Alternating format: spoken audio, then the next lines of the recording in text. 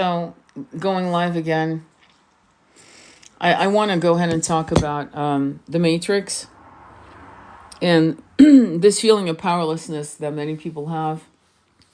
I think I'm going to share with you when I was 14, I was in summer camp, sorry, not summer school.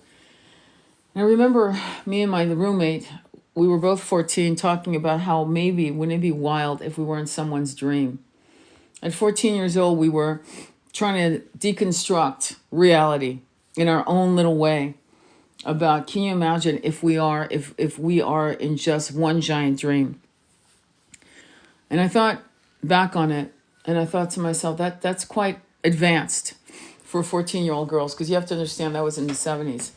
So what I want to share with you is this idea.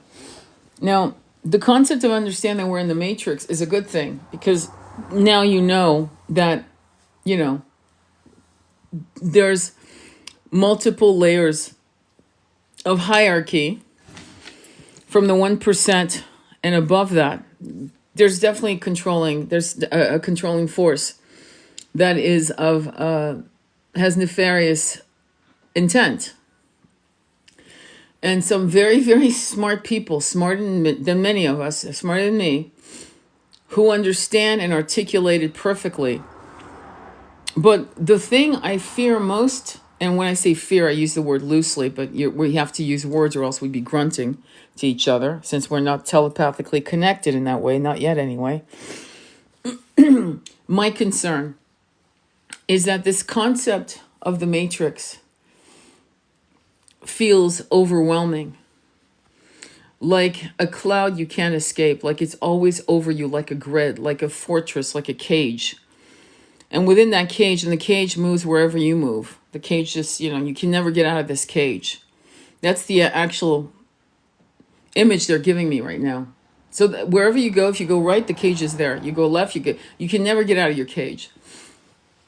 And so we individually have to machete through our synapses.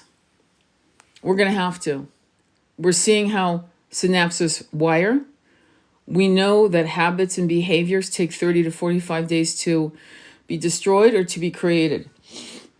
That's why they did what they did during the lockdown. They trained us like fleas to be afraid of germs.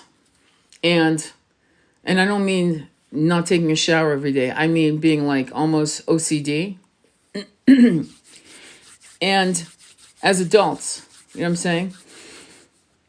And I feel as if individually, we are so enamored of people who know and who articulate and who write books with such ease that we feel as if we're not a match for that, and that we can never attain the freedom to thrive in our ascension with ease, more and more ease. And so one of the things that you're going to have to master is to discipline whatever is your Achilles heel. Okay? So you've heard of people getting on heroin and getting off it cold turkey on their own. You've heard of people doing all kinds, like being alcoholics or drinking too much, because you don't have to be an alcoholic to drink too much, and quitting on their own. You've seen people lose 100 pounds, 400 pounds on their own.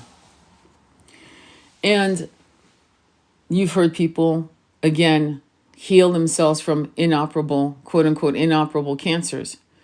And so with all of these micro muses out there that have shown us the ability for us to do the very same thing, I have to ask you that you might want to go within yourself to see what is it about yourself that doesn't feel worthy of achieving impossible feats, quote unquote, impossible.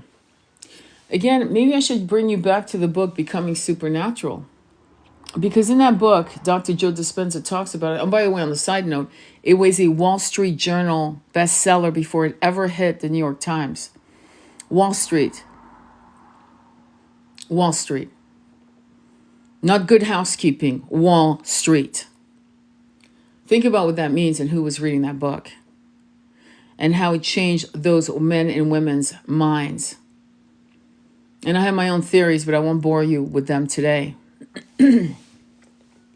But suffice it to say, when you read the pages of that book, or you get an Audible, or you get both, which I highly recommend. There are books that you should have both in Audible on the side note and hard copy, paperback, whatever.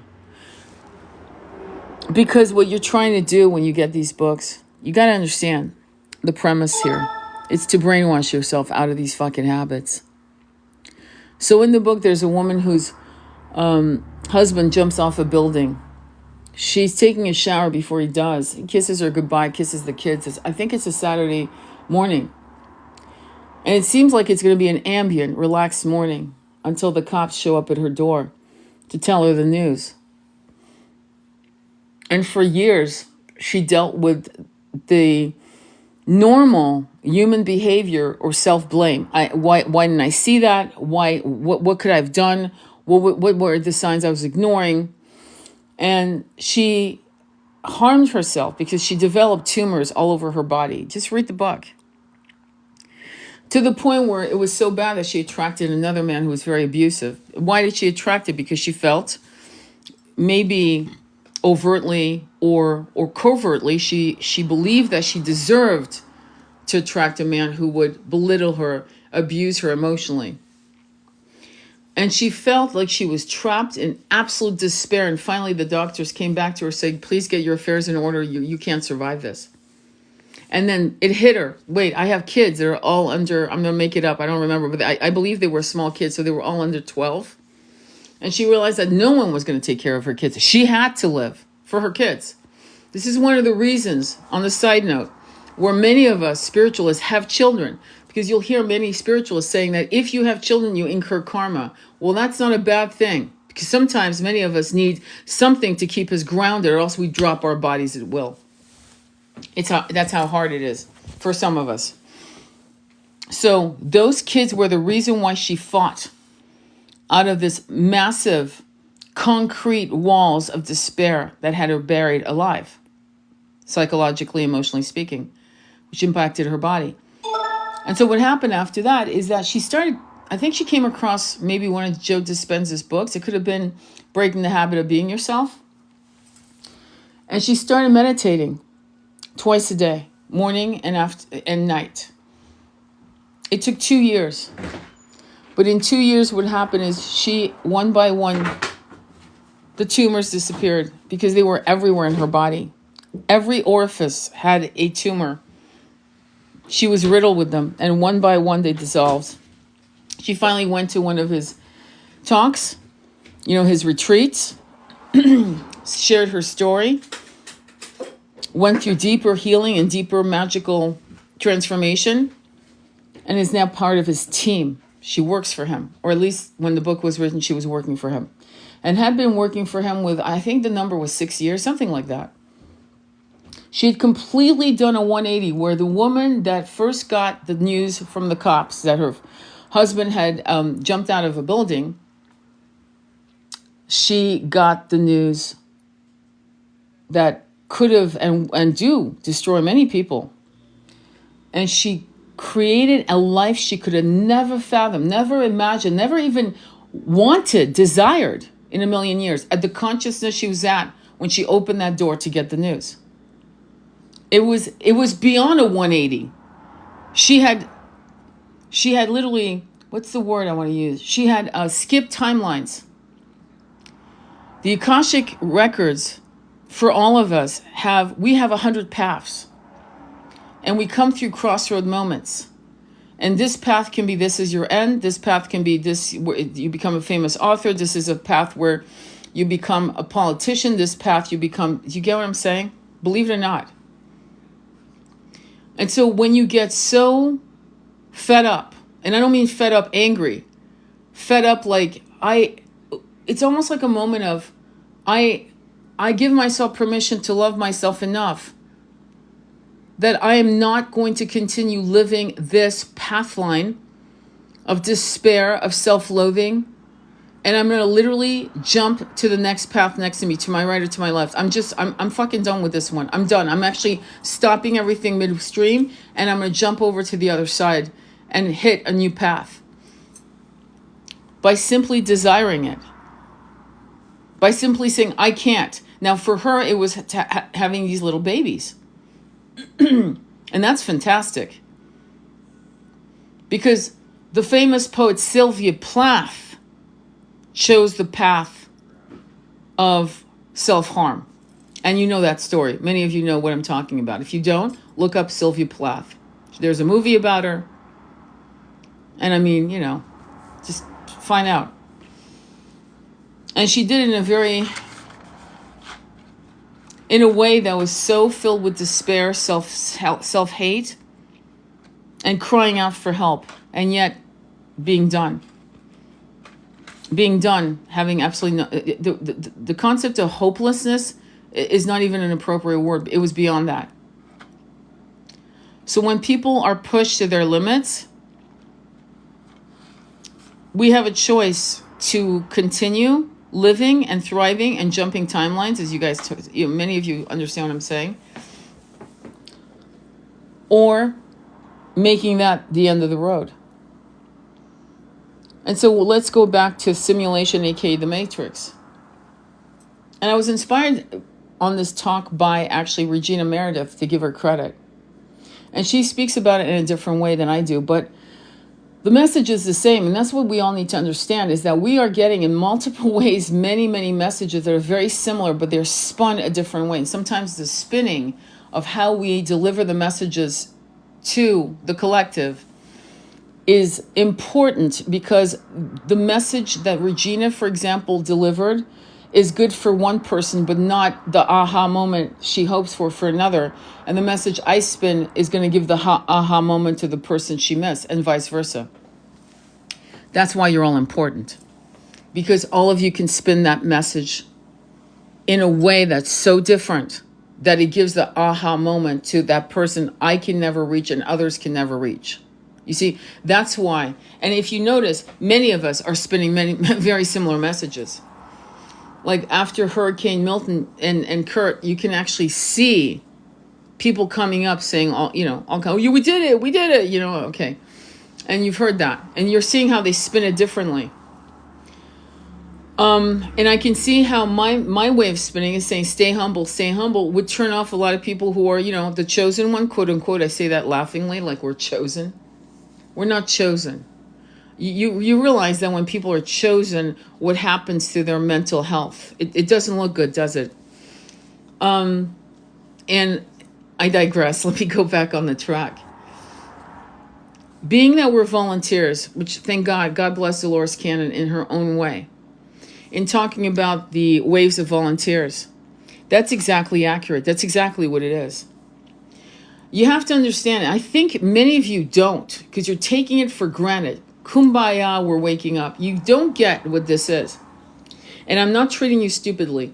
I'm inviting you to look at it this way. I'm about to show you. Do you realize that we have been in 3D density in many incarnations, like thousands and thousands of incarnations, if not hundreds of thousands of incarnations as humanoids, different variations of humanoids, as they were, as the original makers of the final race of humans, as we see ourselves today in the mirror, refining, right? But the density of these fucking concrete brains we've been given by design. Read the book Aldous Huxley, Brave New World, and the beta, as opposed to the alphas, the betas. Read the book. It's a short read, for Christ's sake. Just read the damn book. You need to read it, and I'll tell you why. Because these books were written as sci-fis, but they're actually fucking oracles. I'm not joking. So let me explain. What makes us extraordinary in the galaxies through the eyes of the Galactic Council is that we have incarnated as multidimensional beings that can have concurrent incarnations. But what's incredible is that our dense brain, our 3D, 2D, 3D brain, fucking dense, it's a fucking rock, right? And we've been able to breach through these fucking grids, concrete walls, rocks, more concrete walls, and wake the hell up. That's extraordinary. It's easy to be awake and aware in 70, 65. It's easy. It's easy. You can tap into everything. You can have multiple things happening and you get it. You know what I'm saying? In those dimensions. And we are finally learning through the Sumerian tablets that being 670 consciousness doesn't mean you're not an asshole. Look at the reptilians. So we know that already. So the fact that we're doing this, right? We're able to, one by one, we are waking up from, and we're breaching through walls of concrete jungles, the concrete jungles in our heads. And we're activating light codes. We know about the junk DNA. We know that the brain only is activated in certain sectors, right? We know this. Neurologists know this very well, and they can explain it to you in those kinds of, I mean, if you want, go look it up. I don't. But what I'll say to you is that we're realizing many things. Polarity as we see it is not acceptable. We do not consent. We are waking up. We are humble. We are humbly waking up. And the stories to shame us into waking up goes all the way back to Adam and Eve. And it's interesting because when you think about curiosity, curiosity is a sign of intelligence. And curiosity will break rules. It needs to, or else it can't understand itself even more. In other words, a person who is docile, who doesn't have intelligence, doesn't have curiosity. Curiosity is the mark of intelligence. That means somebody could have a high IQ of 170, and if they're not curious and they're dogmatic in their belief system, but they are not curious, it's an IQ, not a mark of intelligence. I'm sorry, I hope I don't offend any of you, but intelligence goes higher than that. Does that make sense? Intelligence, some of us are born with an innate intelligence, and yet some of us can't read. Some of us are dysgraphic and dyslexic. That doesn't mean we're stupid. I mean, it's not my story. When I say we, I want us to always think in a collective in some aspects of what I'm trying to share with you. So some of you may be like bogged down by some idea of what is acceptable to equate intelligence. And because you're bogged down by this, maybe you don't have a bachelor's, maybe you don't even graduate from high school, whatever. I don't know. That you're not ready or good enough to become magicians and high priestesses. And that is a deficit you have been fed throughout these incarnations that you need to literally destroy. You need to take a machete through your conscious and subconscious mind. And the way to do that is through daily meditation, which is a practice of discipline. No one is going to sit in quiet in a meditation. Don't believe that bullshit for one fucking second. Never. Don't be shamed that your monkey mind is swinging from one thought to another. That is absolutely normal. This is why monks chant. Nuns and monks chant mantras. They do pranayama to quiet the monkey mind, and you will have moments of like maybe seconds, maybe even a great 2 minutes. You'll realize, wait, hang on, I haven't thought of it. And the minute you say that, oh, hang on, I haven't thought for 2 minutes. Like you can tell the time, you know. And then as soon as that thought comes in, it all collapses, right? You're back into the monkey mind. And so this is discipline. And so it is a kind of an exorcism. Every time you sit down, think of it as an exorcism between your monkey mind and parasitical energy, because it's not doing what it's supposed to do for you. It's preventing you from being upgraded. It's preventing you from getting aha moments, downloads, messages, visions, past life, whatever, right? And because it's doing that, it's a parasitical energy. And you have to see it as that. And then as you go back and forth with the exercises that we talk about, working on your chakras, pranayama, mantras, and so forth, you can sway your body, you know. Did you know that? You can put your hands above your head and act like you're a belly dancer or castanet or flamenco. You can move your hips. You can rotate your root chakra. You can sway. You can go forward and backwards and then straighten up and work on your chakras. You can let your body express It's angst in sitting still for a defined moment of time. And it's not that it's easy. No one is claiming that it's easy. But it's interesting when you force yourself. You might even think, well, wait, maybe I didn't put the alarm on correctly. And that's all of these. It's easy. But it's interesting when you force yourself. You might even think, well, wait, maybe I didn't put the alarm on correctly. And that's all of these.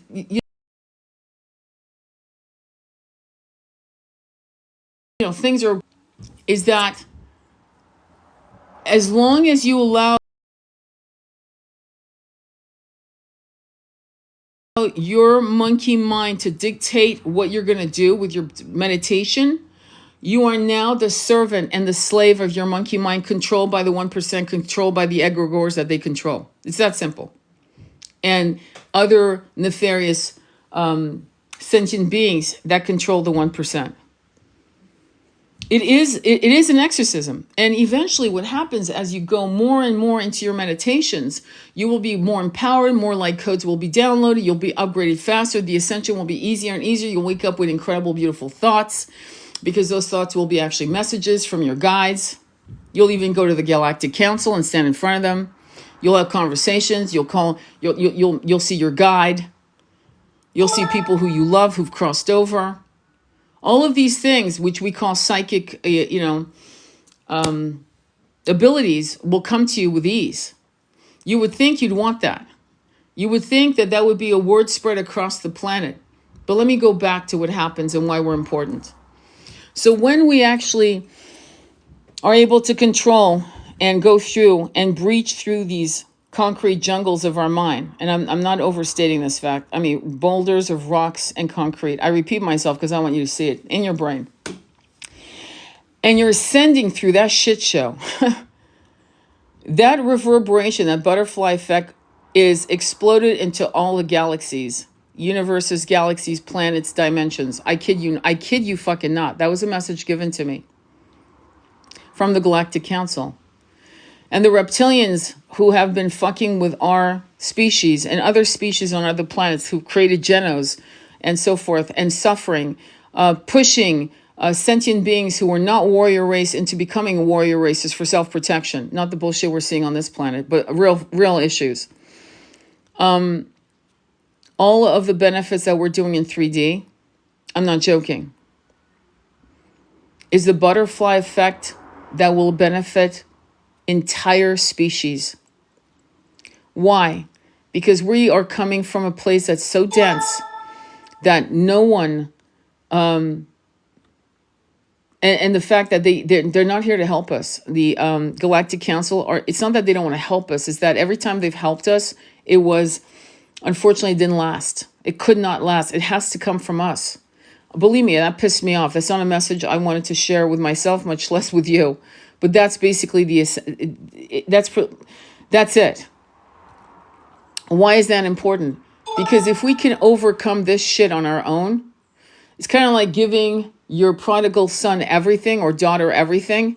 It's not always a good idea. Sometimes your child needs to be allowed to spread its wings and become successful on their own merit. You know what I'm saying? You see hawks and other birds throw their babies out and out of the nest to learn how to fly or perish. In a way, that's what has been done. So the collective ascension is here. We are supposed to move. We're learning how to work with the energies to impact weather, right?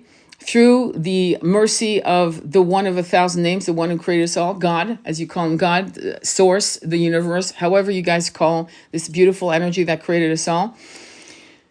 And move using our free will, a gift that is a double-edged sword. One, it can actually harm you. One, it can become your triumph, your deliverer, your co-creator, cutting away bullshit, cutting away the synapses in your monkey mind so that you can be clear and clearly connected to divine, and just move into realizing that we don't need a lot of us to do it. In fact, we've proven that with baby games like, and it was a baby game, though the fucking results are devastating with like the hurricane, like the great fires in Australia, so on and so forth. So that's it. That's the message.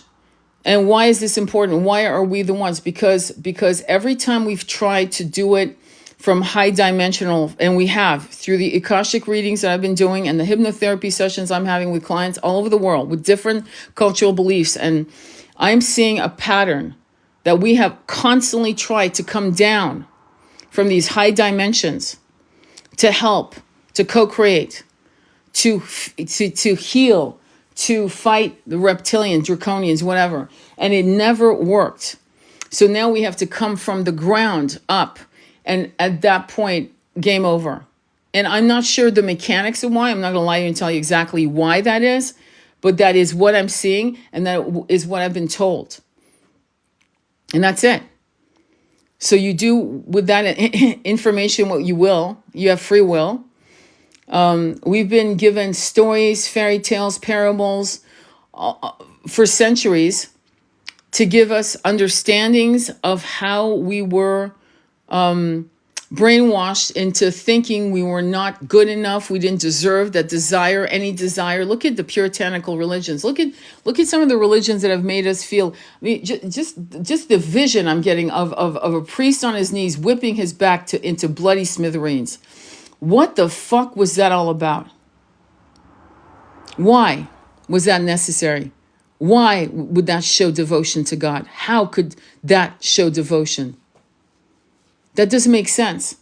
When you read the Old Testament, read it carefully and walk away from it, because a God like that is not a God. It's not the one who created us. So that's why it's important for you guys to like deep dive into like Billy Carson and deep dive with guys like Dr. Joe Dispenza and Michael Singer and Eckhart Tolle. Have you noticed I've said only men's names? Shame on us as women to think that these men don't exist, more of them walking the planet. But the system has shamed men.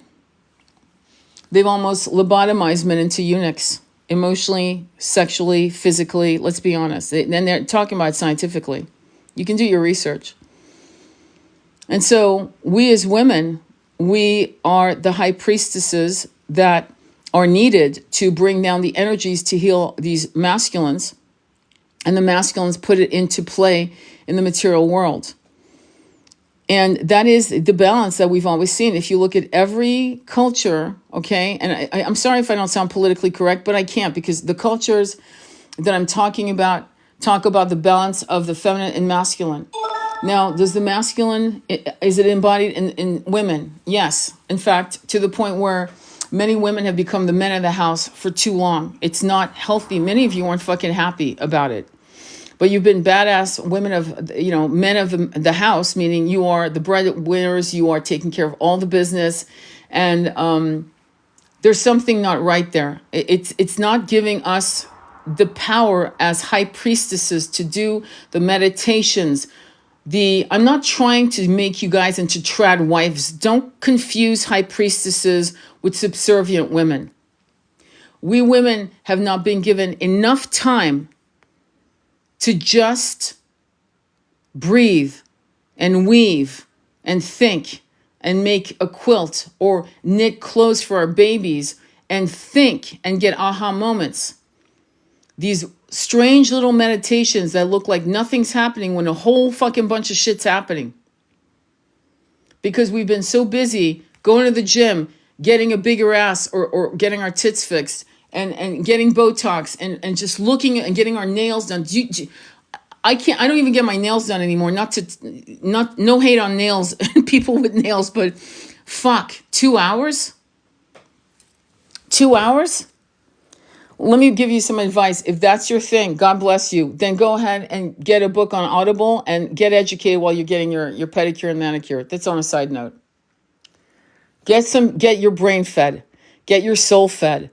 But don't just fucking sit there and look at magazines and talk nonsense with other women. I hate to say this, but it's all hands on deck. As for men, what are you doing sitting there watching football games? This is not fucking time for that shit. Go out there, take walks with your women and your children and connect.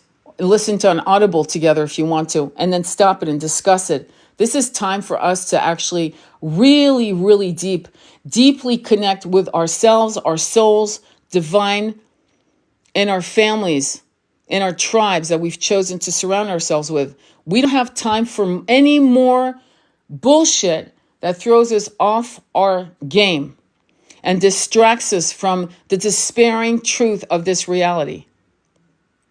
If that makes sense. I hope it makes sense, because God knows we need more and more and more consciousness. I'm in the right place, raised my 2 daughters alone since 2012. What is your content about? Just jumping in. I think you got it now. I'm going to speak. I'm just expanding potential audience. Thank you, my love. They are helping us awaken to our power so that we can overcome our own plights. Yeah. We are built differently. Everyone has a purpose and a drill. We are we design ourselves to fulfill that purpose. Exactly. Exactly, Angie Smith. Follow Angie Smith. The atmosphere itself will literally vibrate at a different frequency that it's been for centuries. Exactly, Ad. Apparently I pissed some people off. New Earth isn't just a hyperbole. Thank you, my love. That's very true. Thank you for your comments. I really appreciate it. And I'm sorry, when I speak, just so you know, you could say I'm downloading or channeling or whatever the hell you want to call it. I can't anymore. God took it away so I could come close to divine. That's funny that I was there helping. I felt I'm in the okay. Listen to. I can't afford any of that. Recommended books. Oh, what's interesting is a lot of books I'm talking to you about apparently are on YouTube. Like Journey of Souls is on YouTube. Okay. So also Dr. Joe Dispenza's Kaleidoscope Meditations with 528 hertz, or no, actually, hang on. It's 432 hertz. Kaleidoscope, Dr. Joe Dispenza's guided meditation.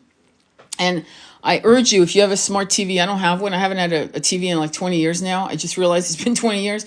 But if I were you, I would put if you have a smart TV, go ahead and put his things on. And just leave it running. If you're going to have some fucking, if you are one of these people, because there's a lot of you out there that need noise, and you have because I'll do readings for people, and I have to tell people, listen, can you turn off your TV? Because it's actually, it's actually colliding with my messages from my guides. And because people are just, I'm going to be honest, they're fucking lonely. So if you're going to have shit on the TV set, then make sure it's potent, good, beautiful, ambient, high frequency music. And if you want a visual, then I would go with the kaleidoscopes for a while, because they're very hypnotic for good reason. Okay, but you're gonna have to learn how to empty your brains. I listen to a lot of frequencies: 432, 528, 999, 1111. I don't feel very feminine anymore. Well, no kidding, because you have to become an androgynous female to actually take care of business. I know myself. That happened to me too. Don't feel bad, girl. We all have. We become the men in the house, and I'm not here to be owned. Here's the thing. I'm gonna just be straight up with you. I had opportunity to be across very, very wealthy men. Okay, meaning I could have been a mistress, I could have been a lover, I could have been a wife to one of these men that I've met since I was 17, but I really didn't want to be owned. That's something from a past. It's a lot to do with my past lives, because I was also a masculine, a very potent warrior. I'm not proud of it, but I was. So I clearly didn't want to be anyone's bitch, obviously, after having been a warrior, many, many incarnations. But because men, and no offense to you guys at all, okay?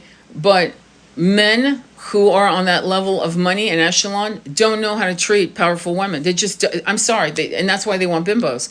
No offense to any of you. Everyone has their path.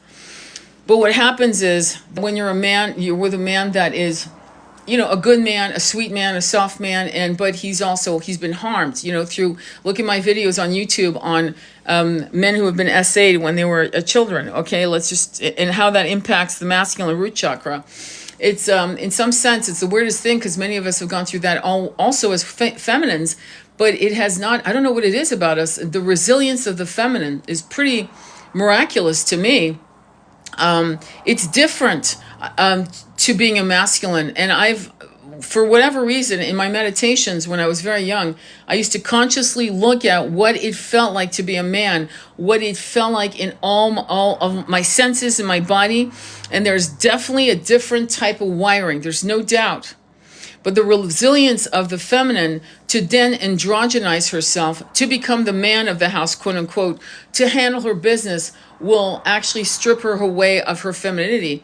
And so what happens when she's in her 40s or 50s and she meets a particular masculine that rings that bell in her root chakra? I'm not being funny and I'm not being vulgar. I mean, quite honestly, some of these men are just there for that, and that's it. It's to wake your root chakra up into your Shakti energy. Because at the end of the day, being the man of the house is non-sustainable. It is not healthy. It will dry you up. It will make you brittle. It will not make you pliable. That's not to say women who are celibate by choice aren't moist and gorgeous and sensual and unctuous to themselves, but they've been able to balance celibacy with Shakti energy. And most women who are the man of the house have not mastered that. It's a mastery. Okay? And it's something you have to actually go through. I don't want to I don't want to get banned on TikTok, so I won't go further than that, because I could give you details of the problems with that. It's a conscious choice to step into femme energy. I just told my friend I was broke and helpless. I would probably be in a relationship. It is a challenge when you don't have a man fully in his masculine energy. We are collectively stepping back into our divine feminine energy. Thank you, Angie. 3 years of being the breadwinner. Yeah, I listen to lots of... Okay, sorry. My twin is Indian and he is in conflict with cultural parents and not wanting to be a millionaire, I guess, is what you're saying. I need to learn this. Well, the way you learn this is very simple. It's actually not hard. I didn't think I was going to go off onto that thing, but it's very simple to be in your Shakti energy. Look at your drawers. Look at your lingerie drawers. Okay, I'm being very basic. You'd be shocked. And most women who are not in their Shakti energy have holes in their underwear, fucked up bras, colors like beige, and just the lingerie drawer is ugly. Okay, it's an expansiveness of your feeling for yourself. So Shakti energy starts with what you wear. I'm not joking. We are in the physical planet, and when you adore and adorn yourself, it shows. So I'm not telling you to go in and fucking spend a whole bunch of money at Victoria's Secrets. In fact, don't. I am trying to ask you to be smart, but look at your lingerie drawer. In what state is it in? Because you won't give a fuck if you're definitely in your masculine energy. Because, why would you? You're in a masculine energy. Why would you care about your shit? The other thing is to invest in yourself and be honest about what it is that would make you feminine. And little by little add that. And the way this impacts men and women, by the way. What you wear, remember, we're in a 3D world. What you wear will impact how you walk, how you feel, how you look to yourself, how you respect yourself. And it is just basic. 1, 2, 3. That's it. There's nothing, there's no secret here.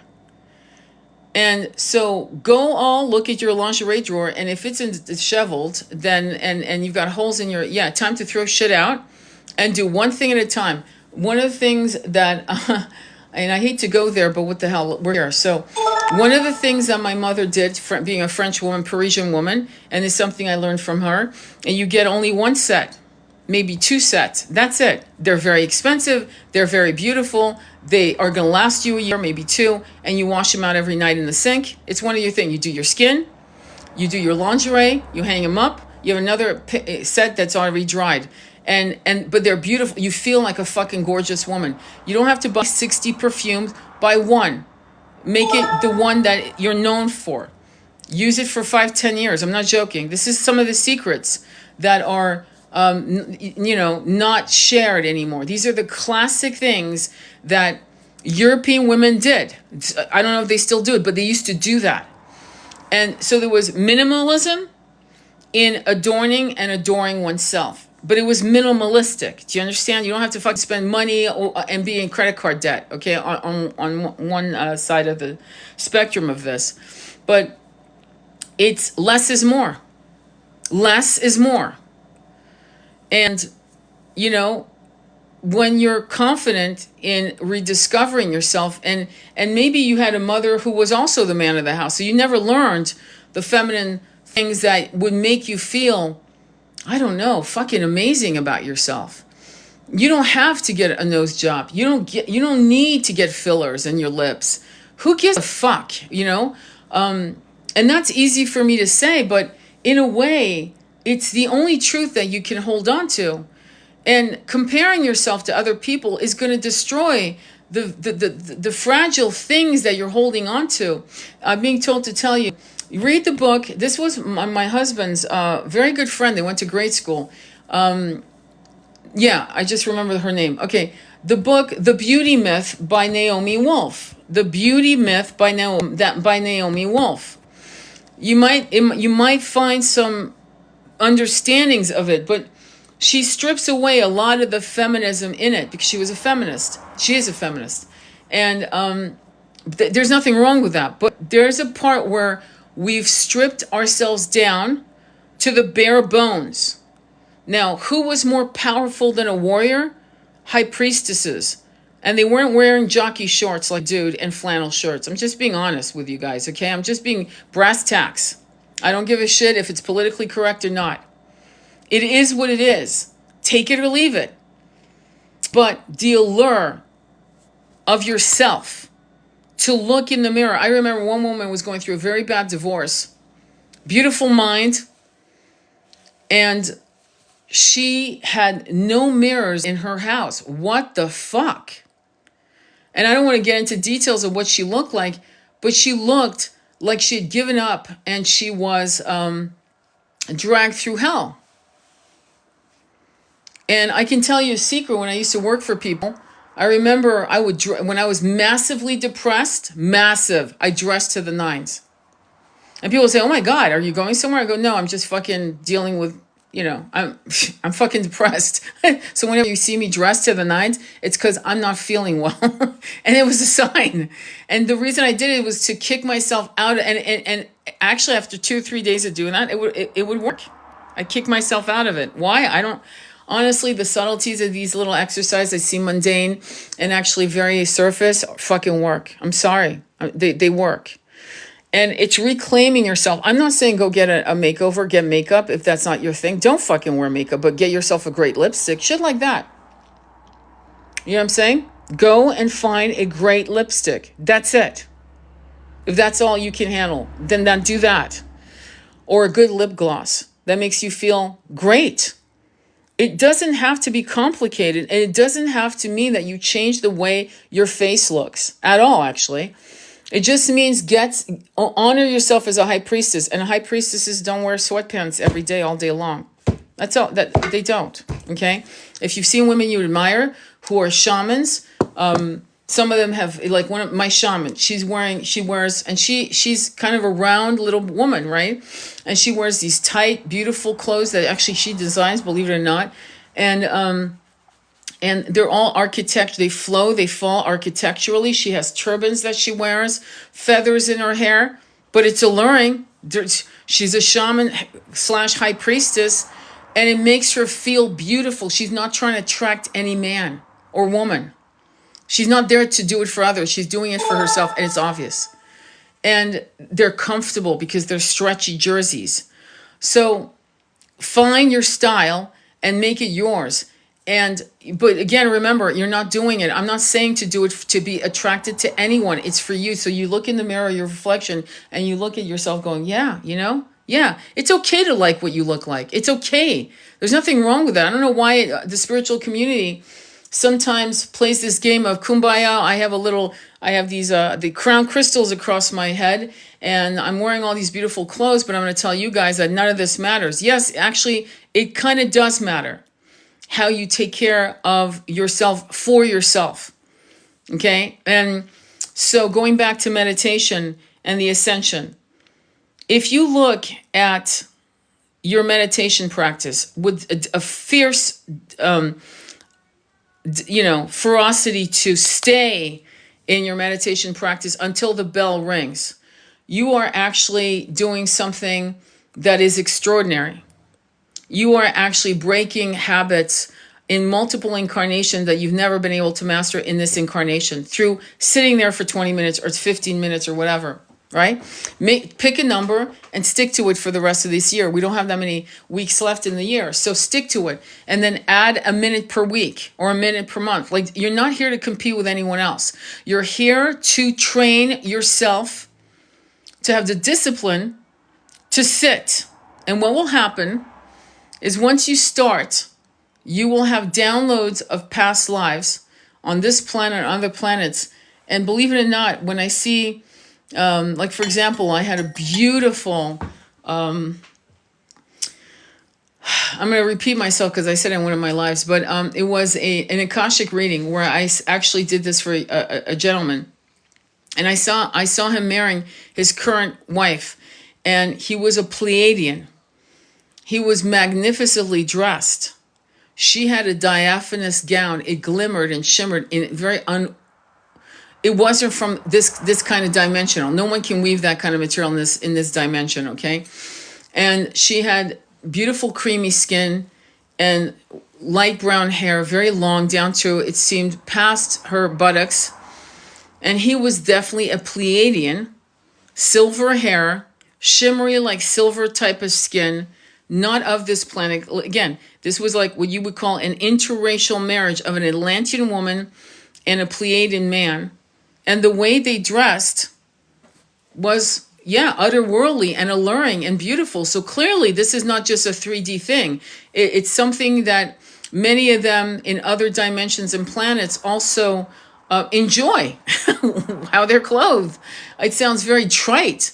It's not something people discuss in the spiritual community, but it's to give you perspective, okay? Because I notice, right? So if I'm getting, how do I know it's 16th century? Because I can tell by the clothes. That's how I know. Sometimes they tell me it's 1688. They'll tell me directly. But sometimes I have to figure it out by what I'm seeing is being worn in a period in human history, for example. But going back to the star seeds and what I've seen, everything I've seen, there are races of people I've seen that have never been discussed by people who are really experts on various sentient beings and species, that humanoid or not. And some of the things all of the things that I've seen worn by these other species is alluring. I'm fascinated by it. You know, it's interesting because I'm seeing textiles that I've never seen here. And I'm not sure if it's just manifested or what. There was a DMT experience that was naturally done through a gong journey that I had, or at the bottom of my feet. And as the gong's wave sounds were going up into, from the bottoms of my bare feet all the way up, it hit my heart chakra, and my heart blocked. It was locked in. It was like, ugh, So I had to breathe in, and suddenly explosions happened, and I saw myself running up a hill with a girl. And we might have looked like we were 16, but we were definitely like 100 to 200 years old. And we were running up this hill. It looked like Tibet/Switzerland, which is very interesting to me. And we're wearing these ribbon-like clothes. I'm expressing this to you because I need you guys to understand, not to be like, I don't know, Spartan-like in this incarnation, just because you feel like that doesn't matter. But what you don't understand on a subtle, sensuous level, it's impacting you in some ways. Now we're finally finding out that yoga clothes made out of polyester is fucking up your whole system. Okay? Isn't that ironic? So you're doing yoga, sweating like a mofo, doing, child's pose or whatever, or downward dog or whatever the fuck you're doing, or salutation to the sun, wearing from toe to toe polyester, which is fucking you up. Isn't that funny? So yeah, clothes matter. So let's keep going. So I'm running up this hill, and these diaphanous ribbon-like, this dress that looks medieval in some way, but not really, nothing I've ever seen on this planet, even in movies. And and her and I are just running up that hill, knowing we could just think ourselves to the top of that mountain, but we love that mist that sheen of sweat, that feeling of my lungs expanding. It feels good. So we're doing it out of desire, not because we need to use our legs to get to the top of the mountain. Lungs expanding. It feels good. So we're doing it out of desire, not because we need to use our legs to get to the top of the mountain. That was a trip. But what was also interesting is what I was wearing and the way my hair looked. And it was very long, and it looked like it was shimmery. The skin was shimmery. We were both extremely beautiful, and we were running up that hill out of desire and exhilaration over our bodies doing what it was doing. But we were wearing some pretty fucking amazing outfits, dresses. And so I want you to feel comfortable going back to your Shakti energy, high priestess energy, and to allow yourself the magic of this incarnation as a woman. It's that simple, whatever that means to you. And that's going to help you feel, I don't know, it's a conscious shift. And I can go more into details, but I don't know. Let me see here. Let me see. It seems like that what men want. They want a guy in a female body. I love my femininity. It helps you feel your own power. In a career, I don't look pretty. Let me read some of your comments because I'm just seeing some new comments. Beauty comes from within. When you unconsciously love yourself, it transforms you physically. It does, but don't forget, okay, because you're taking it for granted. You think that that's enough. And for many of us, for many women, it is not enough. Beauty is within. Beauty is within with what you do outside as well. If you're self-harming, self-cutting, you can say that all day long. If you love who you are, if you take care of anointing your body, anointing, not rubbing body lotion on it. If you see things as an anointment of your ankles, your feet, your hands, your elbows, and especially if you're celibate, that's going to be very important because no one's hugging you the way a lover would hug you. Man, woman, it doesn't matter. So one of the things I tell women and men to do who are celibate is to get a massage once every 2 weeks.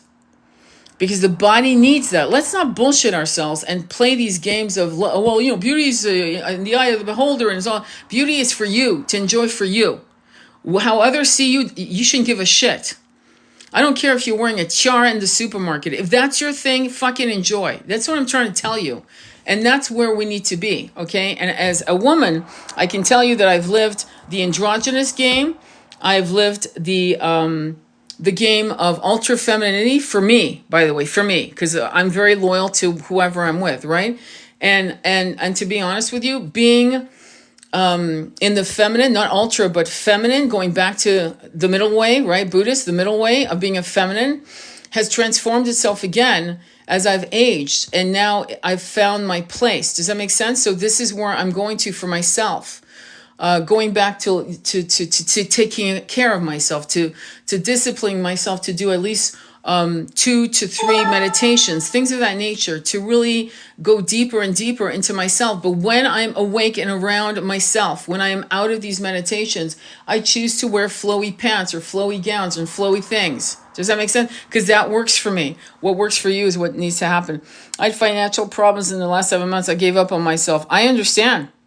Beauty, I like, that's me. I've got to go to work for a half hour. I want to stay here. I'm going to upload this on YouTube. I always do. I believe adorning yourself is a form of manifestation, like dressing for the job you want. Love this. Absolutely, it is. It helps you feel your own power. Yes, it seems like, okay, I love my feminine. Be feminine, as opposed so below as without so within. Yes.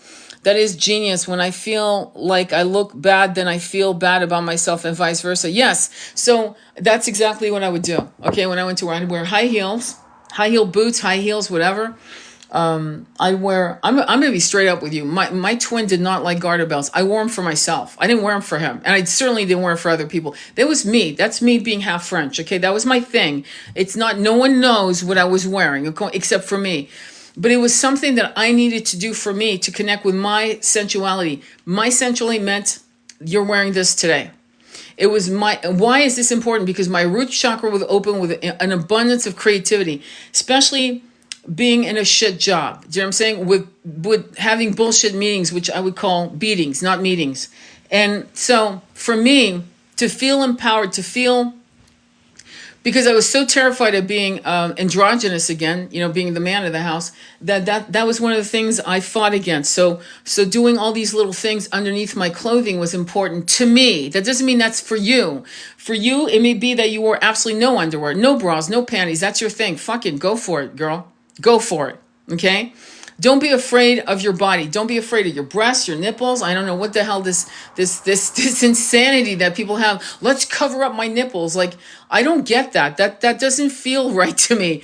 Do what you want with your body. It's your fucking body. And men need to just keep their eyes in the head. It's funny. I don't know why we went off on the tangent, but apparently maybe this is important. I lived in the south of France at the age of 10 when women were just taking off their tops. It was just happening. They wore the miniest, tiniest triangles, around their hips, and the gold chains around their middles. And it was 18, 22 karat gold, again, south of France. And I remember when I was a little girl, I would watch men to see were they looking at the chest or looking at the woman's eyes. And they weren't looking at the chest. We have to train men to stop the bullshit, okay? Men need to stop being so hyper-focused on a woman's bosom because it feeds a child. It has its purpose. Yes, it's beautiful to look at. Yes, it's been celebrated. All of that. But we need to stop as women hide our parts because we're afraid of incurring the male gaze. First, do you do that constantly? Well, one of the things I used to do all the time is wear a shawl. Okay, if I could tell that I was going to walk into a situation where maybe that was not going to be my best ally, I would just wear a shawl. Shawl became my fucking thing. So I became famous where I worked with shawls. I had multiple pashminas with the beautiful borders, Hindu zaris, and so forth, and that was my thing. To keep modesty for myself, not for others. I didn't give a fuck. I just didn't want the bullshit. But I was not going to curtail and edit my sensuality because it made other people uncomfortable. They could kiss my ass. However, what I did do, out of respect to myself, so I wouldn't have to deal with any problems, right? Unwanted problems, I would have pashminas. And I knew when to throw it on myself and wrap myself around it. And then I'd take it off when I was at my desk or whatever. So it's just being smart for yourself, to protect yourself from assholes. But I can tell you that in Europe, the European mentality of the masculine, he's not going to look at your tits, okay, period. And I've seen it in action. So I think people then realize nudity is not sex. Nudity is just nudity. You know what I mean? It just is, and that's the end of that. But going back to dressing for your own self-worth, that's what I invite you to do. So whatever rocks your boat, like, be true to it. I had a friend who, she was a hairdresser. She had her own business in her house, and she had a passion for tiaras and crowns. And I swear to God, she wore them in the house. I'm not joking. She actually had I think she had like 7 or 8 different gorgeous tiaras, some quartz crystals, some Swarovski, whatever. and some high priestess medieval to the forehead. In fact, I have one myself. It's and I'll never. It's something I'll probably wear while I'm doing my laundry with my little, beautiful medieval gown, right? Just for myself. I'm not doing it to impress anyone. Clearly, I'm at home, but there's something about dressing up for yourself that is very empowering and it's fun. And so go back to that. You want to wear wings while you're doing your laundry? Who gives a shit? So, it's that kind of thing. It's having fun with yourself. Thank you. I finally want to do this. I rebel for years in not wanting to be attractive to men. No, fuck men. You're not doing it for men. You're not doing it for men. You're doing it for yourself. See, this is the secret. It's interesting. If you look, when I was a kid, and I can't speak of French women now because it's been like 20 years since I've been in France. But when I was a kid, when I was a teenager, when I was a young woman, and I went to France, rarely did you see women have their noses fixed. This is not a normal thing, okay? I'll tell you what Tom Ford said, going on a tangent now on looks. He said that he could go to LA Beverly Hills and it looked like all of them were a cookie cutter thing. They'd all come out with, from the same hand, plastic surgeon. But he said what was interesting about the European women is that, sure, they were getting Botox. Like, don't get me wrong when I say shit like that, but they all retain their individual faces. And some of us aren't born with pretty, beautiful faces. And that's okay. That's fucking okay. There was never, I remember my mom was 56 years old walking down the Champs-Elysees at 56, no makeup. And this man who was a wealthy count, she said she couldn't believe it, went right up to her. He was younger than her by like 15, 16 years, said, "Oh my God, you look glorious." And he started talking to me. He says, "You're not American, but you're not French. Where are you from?" He couldn't. She said, "No, I'm Parisian." And he said, "No, but you're not from here, really." He was amazed. So she had picked up the American persona of smiling and of being free, right? No makeup. And he was enamored. He was crazy about her. And this is something that American men need to really take note about what is beauty. And going back to you, Angie, beauty is wearing what you love, feeling so good, it's contagious. People will come up to you and go, my God, but you're glowing. And it has a lot to do with how you feel. And if you're wearing shitty clothes that make you feel like shit because you're, in a way, it's a subtle beating, you're beating yourself up subtly. You don't deserve brand new underwear, if that's your thing. I have beautiful underwear, but I actually, now I don't even want to fucking wear them, to be honest. It's weird how you go through these stages, but it's not because I'm beating myself up. It's just I want more freedom, if you know what I'm saying. And so it's whatever you're at, but you need to make sure that when you look in your closet, you're excited about what's in your closet. You can't, I don't know if I should wear this one or that one. You're excited. And when the minute you're no longer excited of something, sell it on Poshmark and recycle the money so you can get something that excites you, that makes you feel good. And you might say, well, that's really not a spiritual path. And I'd say to you, well, guess what? Right now we're dealing with a time that is so dark that we better find subtle ways to make ourselves feel good. Feel good. Whatever it takes. And eating, over drinking, doing drugs, whether legal or illegal, all that shit is not the answer. And if something as simple as doing minimalistic changes in your closet will bring you to your Shakti energy, to come into your priestess energy, do it. As far as on the side, note your yoga clothes, I urge you to get rid of them because of the polyester content. So you're going to have to find things maybe, and what I would say is these big palazzo pants made out of 100% cotton or linen. Wear those for your yoga that are split from the thigh bone all the way down. Look for those. Look for crop tops or whatever you want to do that are made out of linen. Make sure everything's wool, cashmere, linen, cotton, silk. Stay away from that fucking junk. It's fucking us all up. I went through my closet and got rid of a lot of shit that I didn't realize how bad it was because we've been trained. Okay, over the years. I needed this. Gratitude, sis. Oh, good. How do you feel about the foundation knowledge of the Kabbalion? Okay, you're not reading the room, my friend. We're past that. Wow, I love this. Okay, thank you. I'm a fan of Momos. Oh, I don't know what Momos is. I love ethnic noses, faces. People have a hard time being different, but I think it's beautiful. I totally love ethnic faces and noses and things of that nature. I think, when I think of Barbara Streisand, she's an icon because she never did shit to her face. I loved her as much as I loved Bo Derek. Completely different looking women. And she was able to, seductively bring in beautiful men.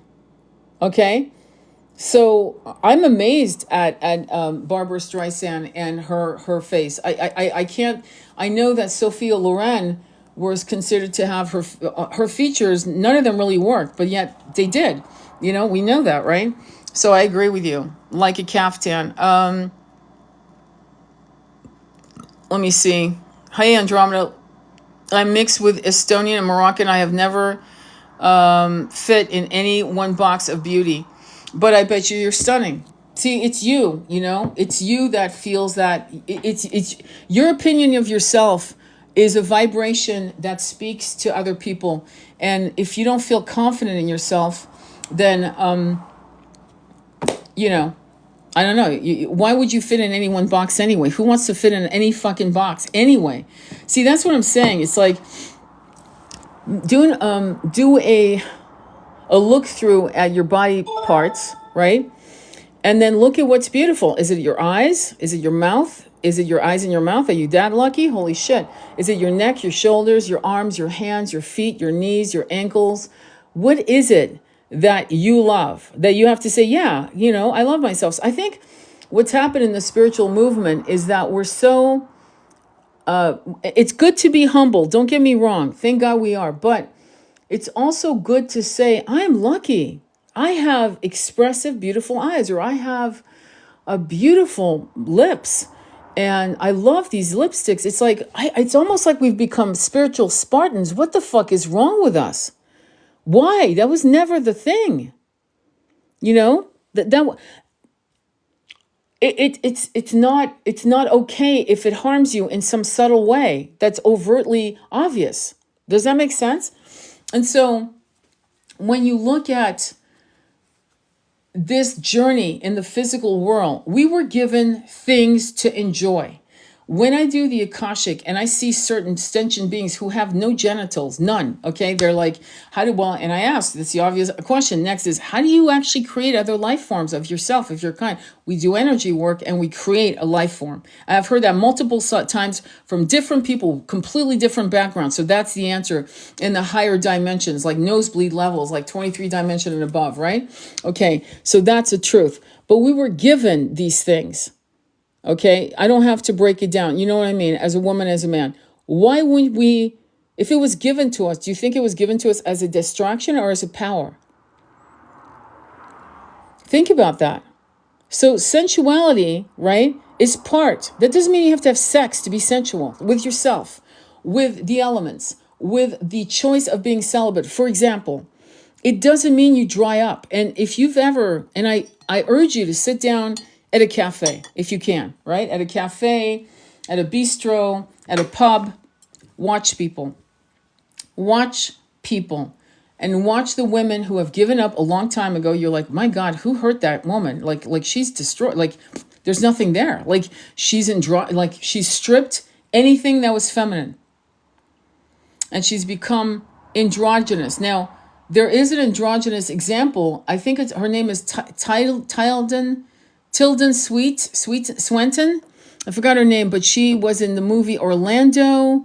She was, in fact, me and Jennifer were talking about it. She was in the movie Orlando, and she was the Ice Queen in the Chronicles of Narnia, The Witch, the Lion, and the Wardrobe. She is definitely androgynous, but androgynous in a seductive, sensuous way.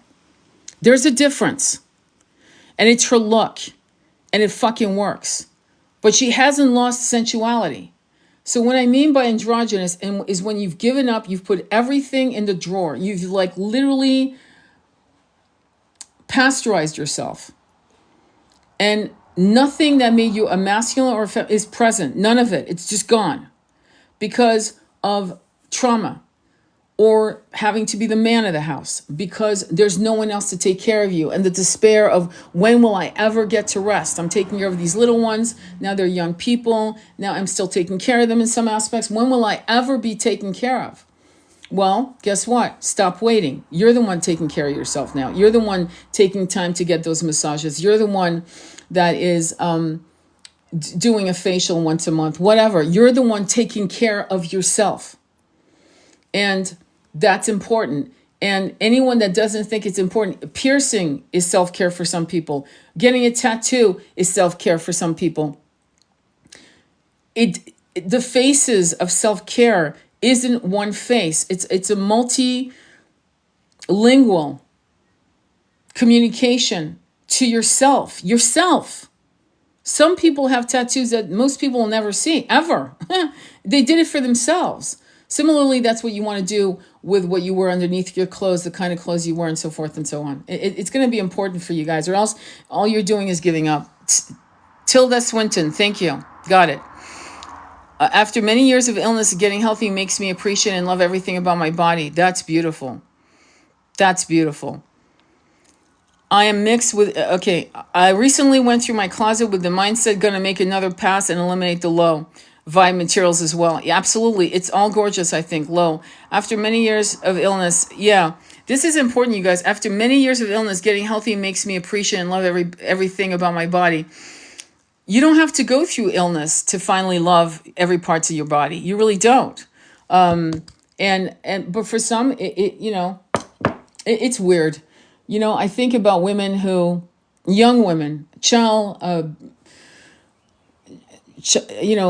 do I put it? Women that are so young that they have had a single or double mastectomy. Women who put their value in and their femininity in their breasts, for example.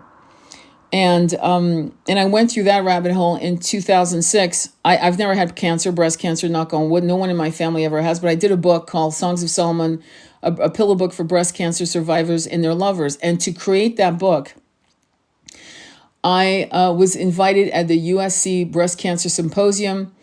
And I sat with artists, advocates, survivors, researchers, and the list goes on. And what I found in my dialoguing with a lot of these different survivors, women, and we're going to talk about breast because it's not just breast cancer in the way we see it in the surface.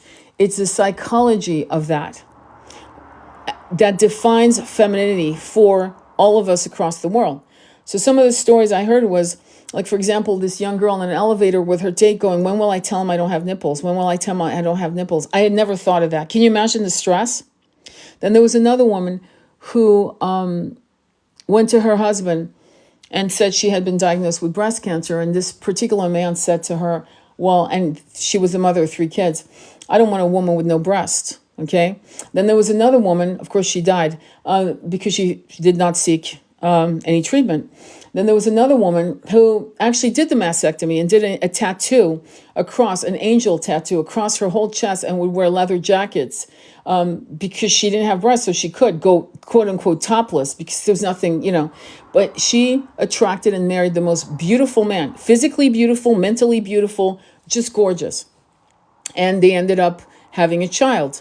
So I'm not trying to tell you that what you have is the standard of beauty that you should adhere to. I'm trying to tell you that what you have, you need to embrace as much as possible and be honest with any limitations of what you feel, you can't fix. Like, for example, if, like in my example, personally, me, I've been struggling to lose weight. So now I'm finally, for me, that's an important thing.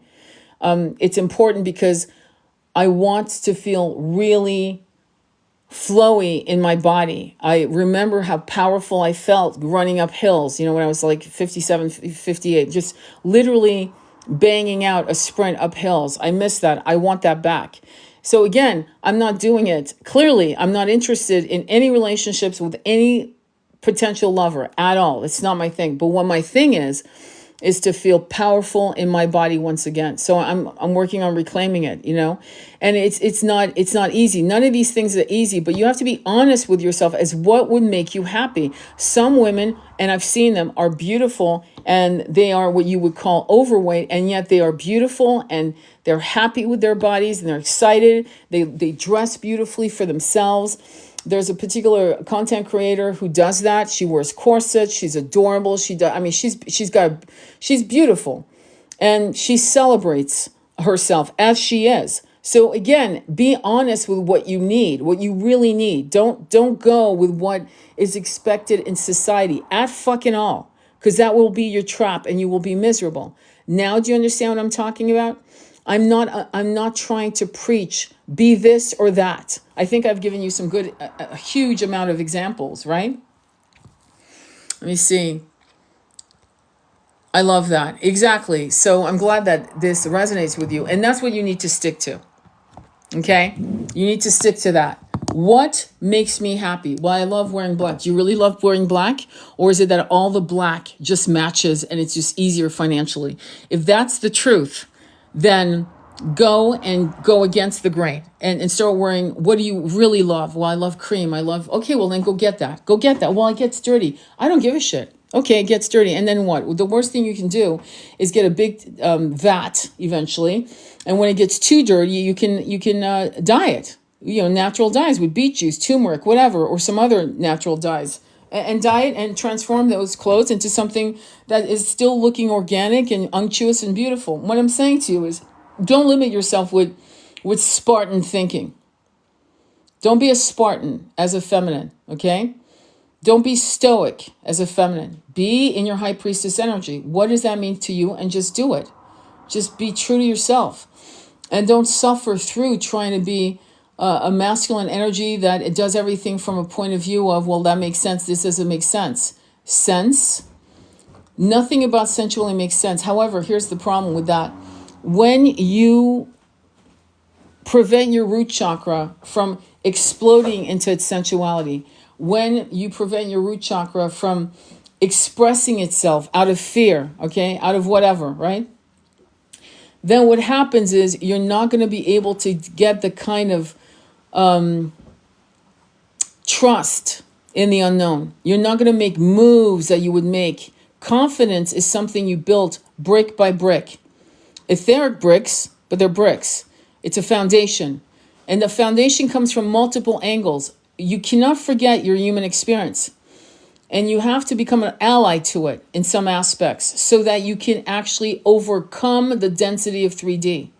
And all of these things seem so far from each other in terms of philosophies.